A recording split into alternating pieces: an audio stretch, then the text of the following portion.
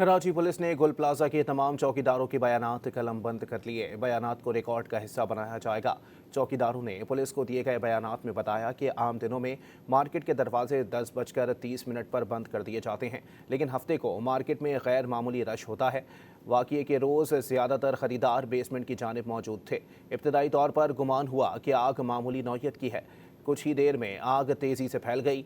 इमारत में बेशतर दुकानदार मामूली आग समझकर दुकानों में मौजूद रहे।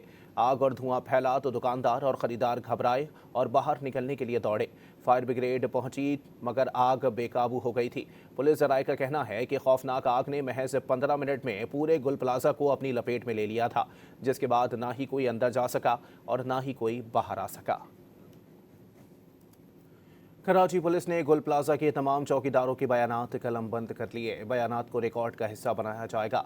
चौकीदारों ने पुलिस को दिए गए बयानात में बताया कि आम दिनों में मार्केट के दरवाजे 10:30 पर बंद कर दिए जाते हैं, लेकिन हफ्ते को मार्केट में गैर मामूली रश होता है। वाक़ये के रोज़ ज़्यादातर खरीदार बेसमेंट की जानिब मौजूद थे। इब्तदाई तौर पर गुमान हुआ कि आग मामूली नौयत की है। कुछ ही देर में आग तेज़ी से फैल गई। इमारत में बेशतर दुकानदार मामूली आग समझकर दुकानों में मौजूद रहे। आग और धुआं फैला तो दुकानदार और ख़रीदार घबराए और बाहर निकलने के लिए दौड़े। फायर ब्रिगेड पहुंची मगर आग बेकाबू हो गई थी। पुलिस ज़राए का कहना है कि खौफनाक आग ने महज 15 मिनट में पूरे गुल प्लाजा को अपनी लपेट में ले लिया था, जिसके बाद ना ही कोई अंदर जा सका और ना ही कोई बाहर आ सका।